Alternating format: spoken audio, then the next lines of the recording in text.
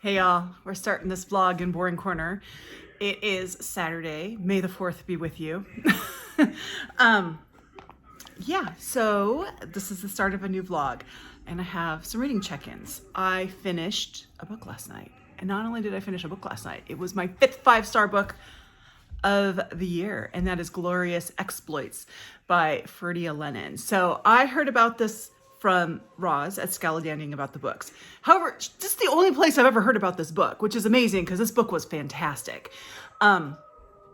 It's set during the Peloponnesian War, and apparently this is a thing that happened in the Peloponnesian War, that the Athenian prisoners of war were able to basically save themselves by quoting Euripides. So that's a thing that happened. So this is built off of that, where my son's watching Shrek in the other room as loud as he can.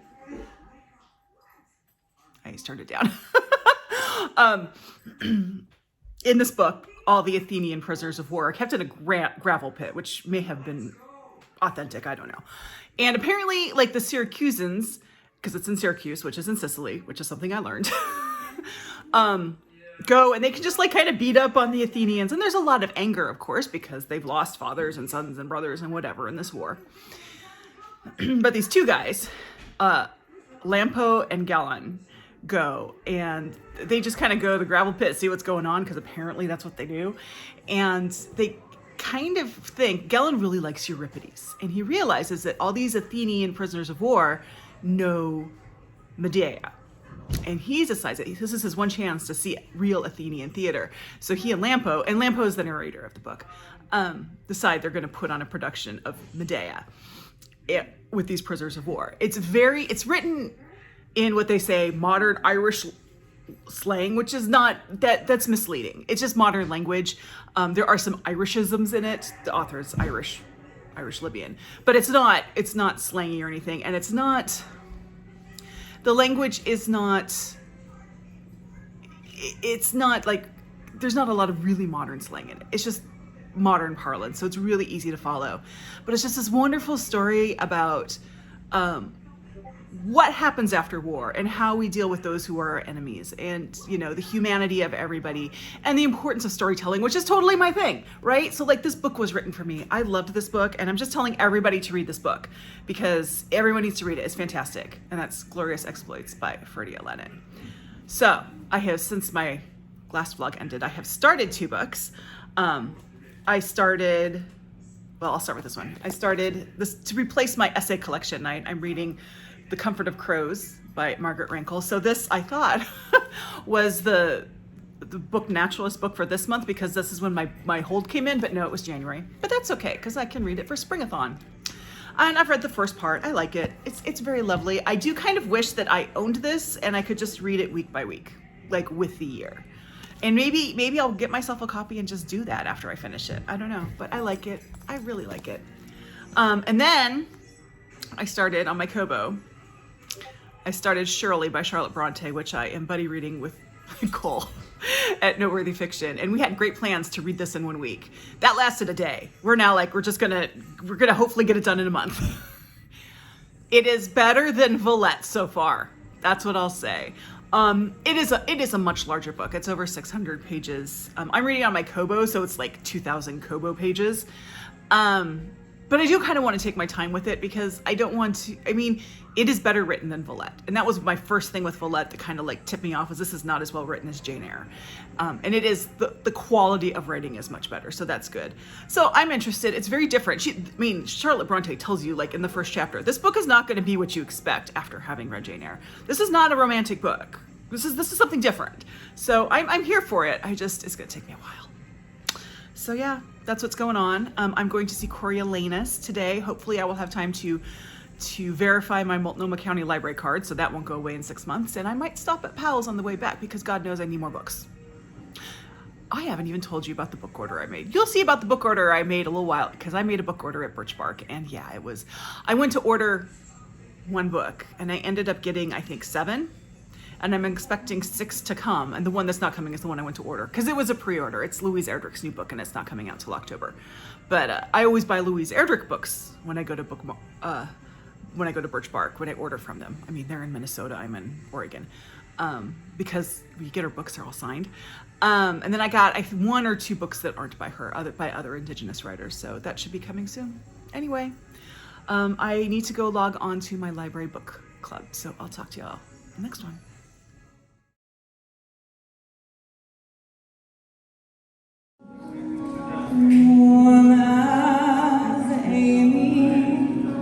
Tender and foolish as Sarah.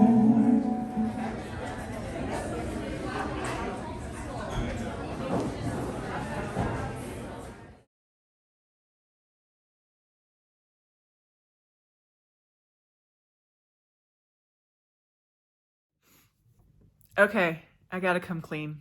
Yeah, books, as you saw, were purchased. I was not nearly as bad as Bookish Best Friend, but I did purchase books. We see Powell's is right by the theater where we go see these shows, and I can't not go. We went to a matinee, and more on the show in a second, but we went to a matinee, and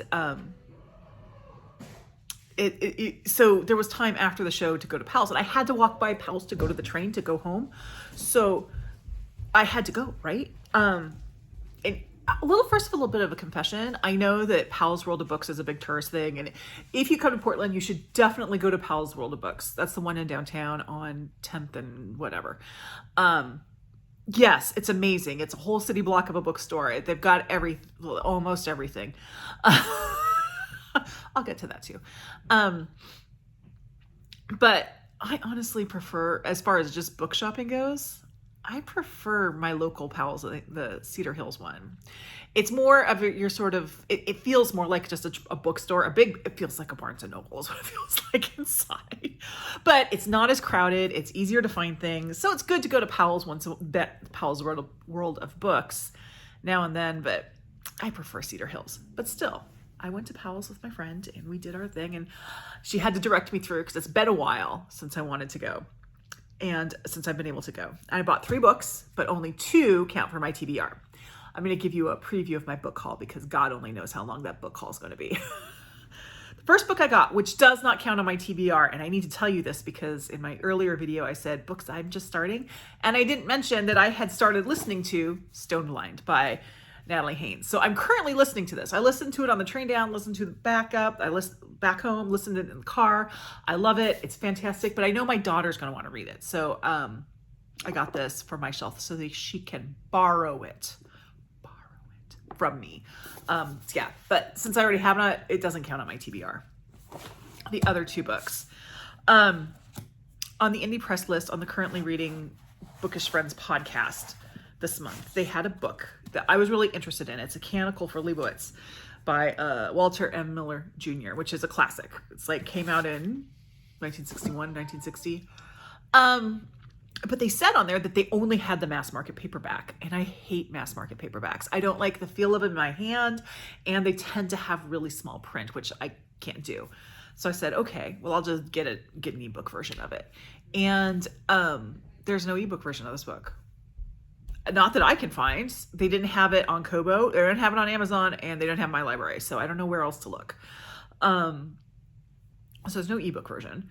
And there is an audiobook version, but the audiobook's a little bit older, and so, or at least the one I saw was a little bit older, and I'm afraid it's like kind of in the early days of audiobooks, the narration is not as interesting, so I was like, I don't know if I want to do that. But a Bookish Best Friend and I went to see, and I said, well, let me go look at the mass market paperback and see how small the print is. The print in the mass market paperback is small, but there's a trade paperback, so I had to get this. I am looking forward to reading this one. It is small print in this. I will say this is a little bit smaller print than I'm comfortable with, but it's really my only option. So we're going to go for that. And then I couldn't resist. I had to get James. I don't know when I'm going to start reading it. Probably soon, but yeah, I got James. So it was not as bad as it could have been. At some point in the future, you'll learn about that little online order I made at Birch Bark 2 days ago, but that's a whole other story. Coriolanus. So it was great. It was all done with a female cast, fantastic performances, wonderful staging. However, And this is not the show's fault. This is just an unfortunate thing. It is not the show's fault. We got there, and we've always gone to see shows at night, but we changed to matinees because I don't drive at night. So to go home, I either have to have my husband come get me, Bookish Best Friend has to drive me, or I have to get an Uber, which is like $90. I know, right? So Bookish Best Friend says, why don't we just do matinees? So I said, that's perfect because we can go to Powell's afterwards. Anyway, so we went to the matinee and we get they hand you a thing and they're like, just so you know, it's a lightly attended show, so you can move your seat if you want to. We're like, okay, our seats were fine. We didn't move. There were maybe 25 people in this theater that holds a good size. I mean, it's a normal size theater. I was like, this is such a fantastic performance and there's no one here to see it. And I was just like, it's got to be super hard for the performers to know that there's just a handful of people out there. And, it was such a good performance. It was very unique. It was really well done. It was great. I still need to see my more traditional Coriolanus to kind of do that, but I'll talk more about that and the play when I do a Wednesdays with Will on it. But anyway, so that's today. I'm going to stop this now because I need to listen to some Voxer messages for some buddy reads, and then I need to read some Shirley and some Murder is Easy. So I will talk to y'all later. Okay, it's the 6th, May 6th. I'm back in the pickup line. I need to read Shirley. I have my trusty Kobo here with me. I'm buddy reading this. I'm looking over here because the person who parked sort of in front of me, but sort of where they're supposed to, but not quite. Like someone ran up to the administration building. I don't know if they're picking someone up or I don't know what's going on, but whatever. I'm sorry. I'm buddy reading Shirley with Nicole at Noteworthy Fiction, and it's a thing. It's not, I wouldn't say it's as much of a thing as Villette, but it's a thing. So I said a while ago after I read Villette that I had this theory that Jane Eyre is a fluke and it's really Anne Brontë who's the star. I'm not going to disavow that yet. Let's just say that. And it's not that Shirley is a bad book, but it's not Jane Eyre.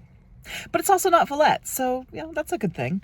I am also reading Murder is Easy by Agatha Christie, which is fun. Speaking of Agatha Christie, I read an Agatha Christie short story today called The Rajah's Emerald out of Midsummer Mysteries, it was kind of a fun little one. It was written in 1926, and it's about this guy who goes on holiday with his girlfriend that he can't afford. But then the girlfriend, immediately, she doesn't really dump him, but she sort of just kind of leaves him around so she can go stay at a really expensive hotel and hang out with expensive people. And he can't go, he can't go to the same beach as them and everything. And then he finds this missing emerald and things happen. It goes a little weird from there. And it's a very delightful story. I was very distracted by something, though. And that is that the main character's name was James Bond. And it's clearly not the James Bond. I'm not sure when Ian Fleming created James Bond, but I believe it was after the 1920s. And it's very distracting because the character is very, very un-James Bond-ish, if you use the other James Bond as a measuring stick. And but every time I'd see his name, I'd think of the theme. So it was fun, but it was kind of I wish that was an unfortunate coincidence there. But anyway, I don't know what's going on, but people are going to start looking at me, so I'm going to cut this one a little bit short. I haven't finished that much because Shirley is freaking long. It's going to be a while, but I'm still working on it. I'm crowded. There we go. Hi. It's the what is it? May 7th. It's a Tuesday. Yeah, I don't have anything to report with my reading because Shirley's really long. I will have lots of thoughts to share about Shirley when I finish it. I'm hoping to finish it, do a 2-week read of it because it is long. But yeah. But I have a book I'll probably finish today, so I'll talk about that tomorrow a little bit. But I wanted to show you something which I thought was really cool. So if you remember from my book haul, I had accidentally bought the second book in the Edna O'Brien Country Girl series. And then I realized it was a second book, so I had to go find the first book, which was apparently not in print anywhere in the US, so I had to pay $28. to get this from thrift books. I'm happy to do it. It's fine. But here's the cool part. So it's not, you know, the greatest condition. And honestly, the one I got from the book club, from the books, library books, that was not in the greatest condition. So I'm not super tied to those copies. But I opened it up, and inside there's a book crossing plate. Now I do book crossing. I have my own. I'm waiting for more plates to come, and I've got a lot of books I need to put plates on, because you can put them in here, and then I go and I put these in little free libraries, and people can say, and they don't usually, but every once in a while someone will go check in and say, hey, I got this book and I'm going to go drop it off somewhere there. And it's just really cool. I don't know why I started doing it, but it's fun. So I was so super excited to go log this that I got it. I'm a little miffed though that I ended up buying this, because the idea of it is that you just pass it on, which means someone, and I do know because I went and I logged it, so I saw the history that it was in little free libraries. So I don't know where Thrift Book gets its books, but this book came from a little free library and I paid $28 for it. But the cool thing about it is when I looked it up, the person who had it before me, like years ago, because there's always gaps, but years ago, was someone that I actually knew. She's a book blogger named Deb Nance.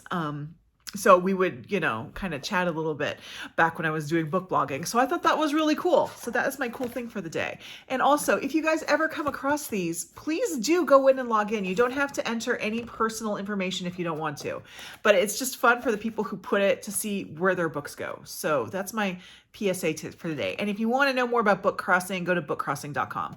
But yeah, so there you go. Now, what am I going to do with this book? This book is going to go back to a little free library, even though I paid $28 for it. As I said, the book that I bought from the library book sale, which I paid $4 for, so that's not so bad, isn't in great quality either. So if I end up really liking these books, which I expect I will, I like Edna O'Brien, they sound good, I'm expecting to. Once I read them, I think probably once I read 1 and 2, then I'll just go ahead and purchase the 3-book bind up and use that as a keeper. But anyway, just want to let you know all about book crossing because it's cool. Okay. Yeah, I'll probably have something actually that I read to talk about tomorrow, but we'll see. Hello, it is May 8th. I need to turn that light off over there. I forgot there. I just spent like 10 minutes looking for my cat around the neighborhood. We have an Apple AirTag on her collar and I could not find her. She was locked in the garage. I don't know how she got in the garage. That is the weird part. She must have snuck in when one of us went in there. Anyway, it's the 8th of May. It's a Wednesday. I mentioned that. I have a reading update. First of all, I meant to mention this earlier and I forgot. This is the sort of like whoever wants to join us group read that we're going to start on May 16th. It's The Bandit Queens by Perini Schroff. I had a poll. This is what you chose. There are 3 ways to do it.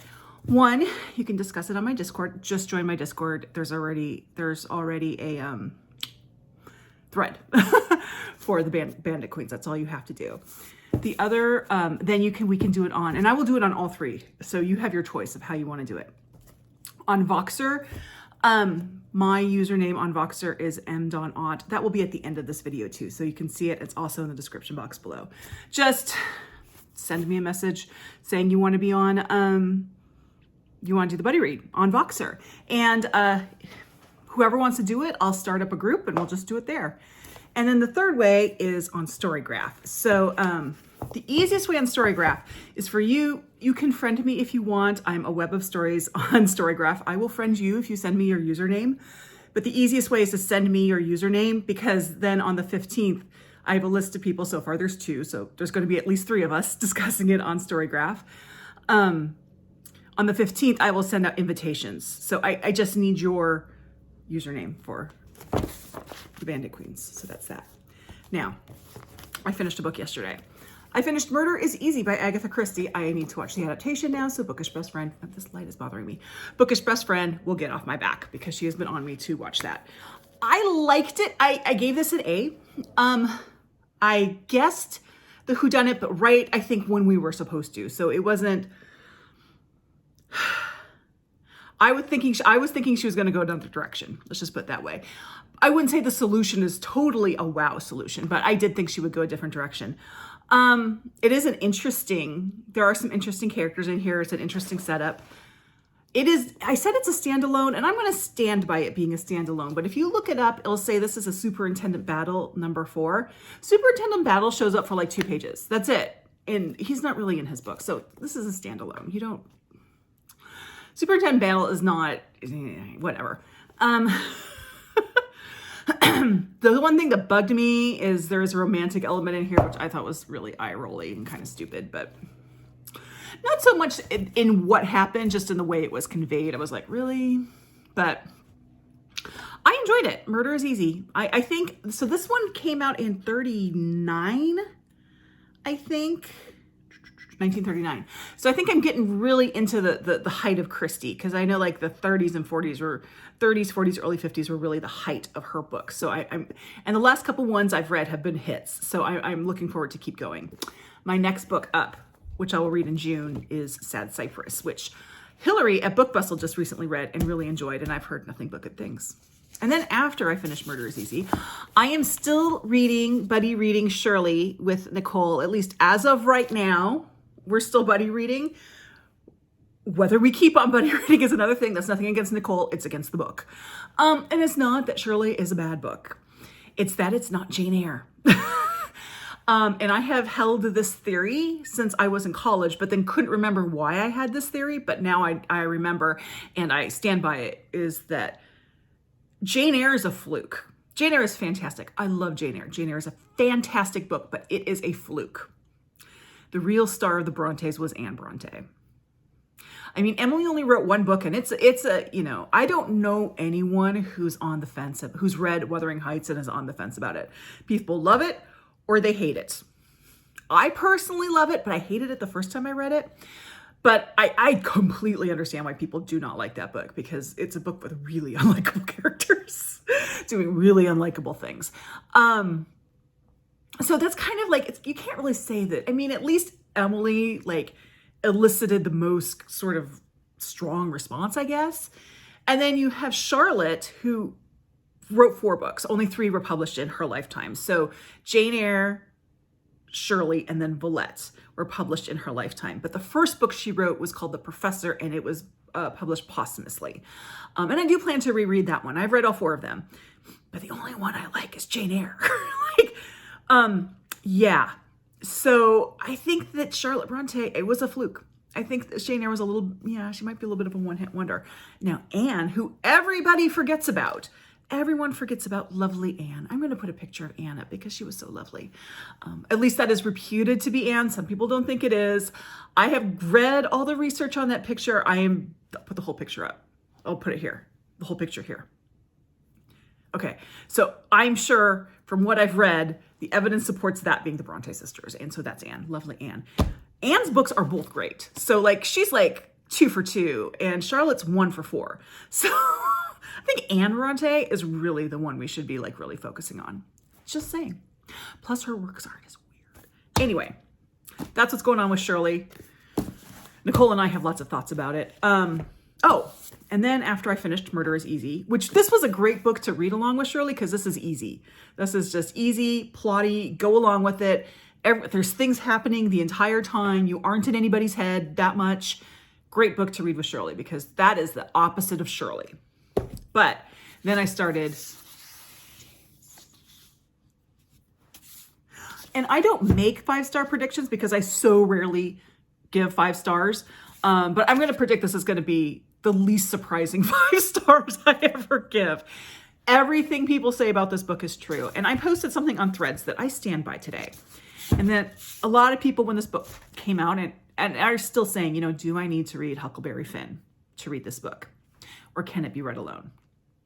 And to that, I say you are asking the wrong question. The question is, do I need to read this before I read Huckleberry Finn, or can it be read alone? And the answer is yes. This can be read alone. And I'm not even that far. I'm already making this call.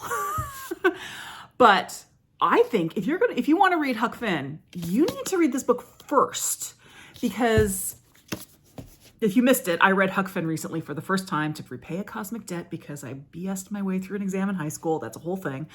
I didn't especially like Huck Finn. I didn't like that book. I had previously read Tom Sawyer. I think that just generally is a stronger book than Huck Finn is. But the two things I didn't like about Huck Finn, two main things. One, there's a mushy middle. The whole thing with the Duke and the King, I could not care less. And it went on for so long that once they're out of the picture, I couldn't get my momentum back.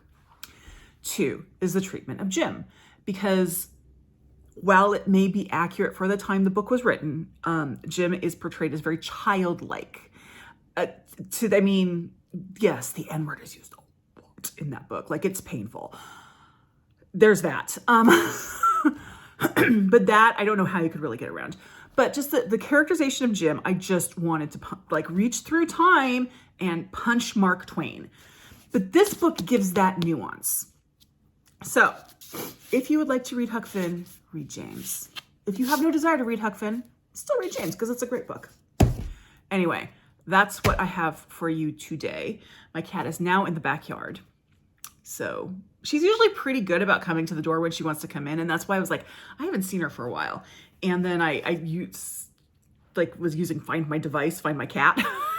And I'm like, I kept running around the house, and it was like, the only place she could be is in the garage. And there she was. So I don't know how she got in there. Anyway, I need to make myself some lunch. I need to film at least one tag video. I have 2 tags that I have been tagged in that I have to do. And I'm looking forward to doing them both. And then there's I think 1 or 2 tags that I just sort of saved because I want to do them. And I have to see if I still want to do them because it was a while ago. Anyway, that's what's going on. I've been talking too fast and too much, so I'm gonna go eat some lunch. Yes, another update in one day. First off, since my last update, I read another short story in the Best American Short Stories of 2023. It was called His Finest Hour by Tom Bissell, and it was about an author who was... What happened here on my screen? Sorry. Weird thing on my screen. Sorry. It's called His Finest Hour. It was by Tom Bissell, and it was about an author who was about to get Me Too'd. It was actually pretty good, and it was fairly short, so that was good. I also wanted to come back, and in my last video, I complained a lot about Shirley. I maintain Jane Eyre is much better, but Shirley is starting to pick up. It took a long time to get there, but it is starting to pick up. And that kind of got me thinking, I don't know, I'm kind of throwing this out there to see if there's any interest in it. I know we have Jane Austen July, and I know we have Victober, and I know we have Feb Regency, but I was thinking of doing a Brontë themed event, I think in March. And yes, I know the Brontes fit into Victober, but Jane Austen fits into Feb Regency, so there you go.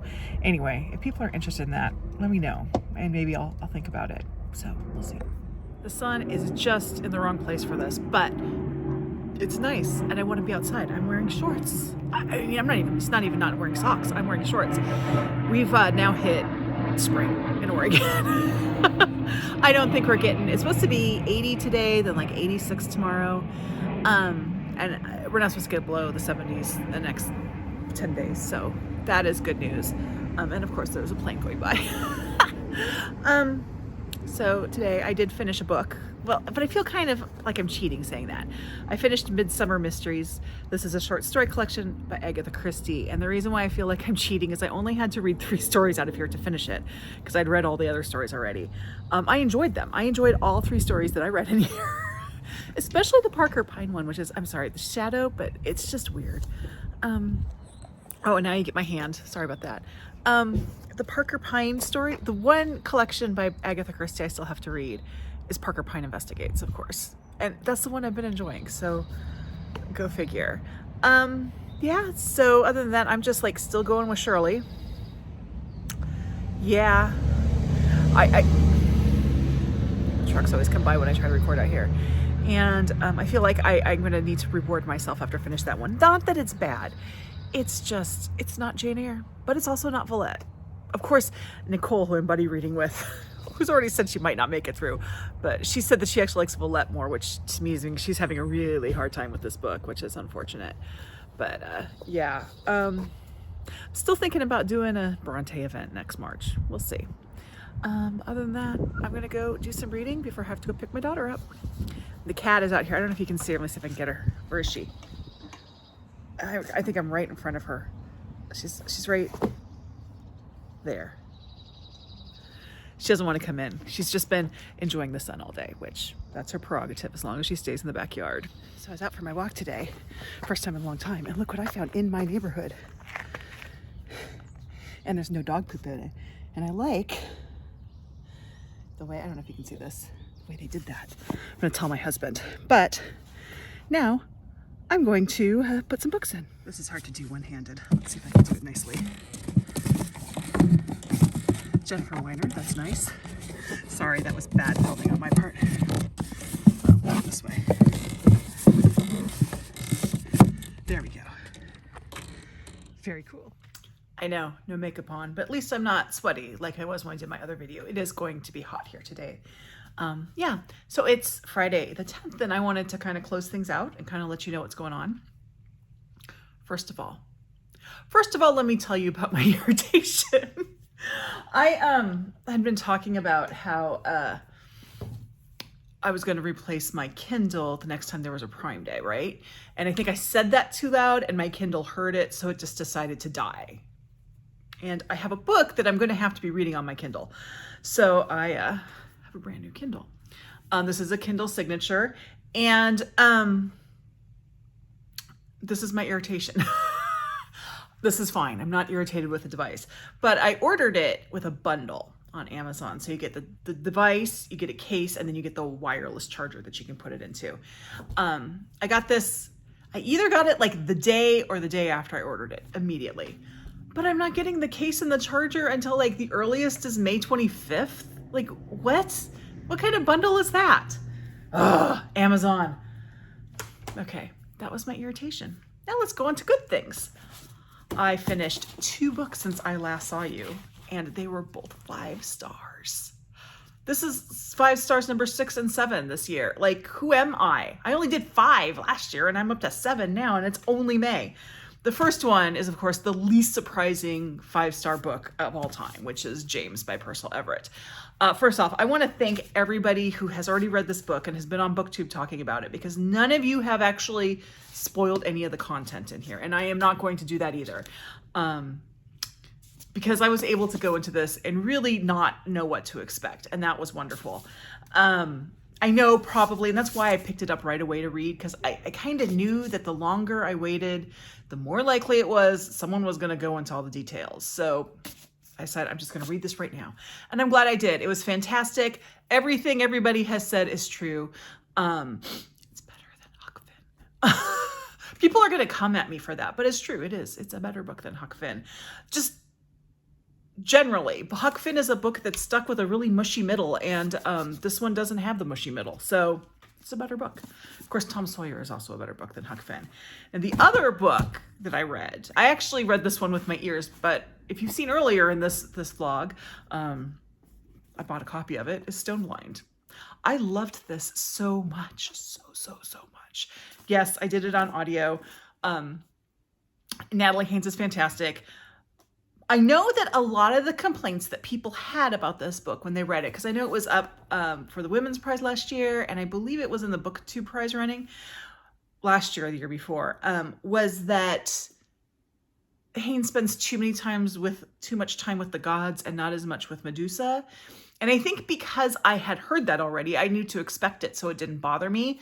Because it's true. She does spend a lot of time with the gods, but the gods are really entertaining. So I really liked it. I'm gonna give this to my daughter. I'm going to loan it to my daughter. Loan it. She still hasn't finished Murder at the Vicarage. Maybe I'll say she can read this when she finishes Murder at the Vicarage. There you go. But yeah, total 5-star for me. Now, what I am going to be reading, I think as far as audio, the weather's gotten nice, so I can go out and go walking again. I'm a real fair weather walker, so I don't walk when it rains. I've listened to the first one, and I have like the next couple books in the Hawthorne and Horowitz series by Anthony Horowitz, and I've heard that the most recent one is fantastic. So I think I might listen to the next one of that next. As for what I'm going to be reading in print, this book, which I just picked up from the library, I had talked about How to Say Babylon and how much I loved it. And Michael Clark said, That and this book, Liliana's Invincible Summer, A Sister's Search for Justice, were like 2 best books he's read so far. And so I just put it on hold and didn't even bother to see what it was about. I just said, okay, I trust you. Put it on hold. And it came in. This book won the Pulitzer for for memoir autobiography this year. So when I put it on hold, there were no one wanted the book. Like it wasn't checked out. I put it on hold online, so it wasn't checked out. There were no other holds on it, but I know I need to read it now because I think that there are going to be holds on it now. So I'm going to read this. The book I was going to read until I picked this one up was this one that I just got, called The Turtle House by Amanda Churchill. I was going to read this for AAPI month. This is a fictionalized story of Amanda Churchill's grandmother, who was a Japanese war bride who came to live in Texas after the war. And it sounds really interesting. Neither of these are super long, so I may still get to them this month. I'm just trying to work around. On the 16th, I start the Bandit Queens, which also counts for Asian readathon. This one I should have time to fit in before that. I have 2 books I need to read after that. So I'm trying to figure out how to do this all. We'll see. I'm still reading Shirley. It's actually moving along now. Things are happening. There's like actual like violence now. So I'm like, okay, we're good. There's good things. I mean, good violence. People are shooting each other and dying. So that's good in my book, I guess. It's good compared to what came before it. I will tell you that much, which was a bunch of nothing. That book has a mushy, like at least third, probably first half. I don't know, but I'm determined to finish it because I have read it before. Don't remember it. And it is better than Villette. I think before I reread Jane Eyre, which I have read several times, like Jane Eyre is like, I remember Jane Eyre. I've read it several times. But I think before I do my next reread of Jane Eyre, I am going to reread The Professor. Just to kind of get those all out of the way. And then maybe I will appreciate Jane Eyre even more. Like this is the book of hers that's worth reading.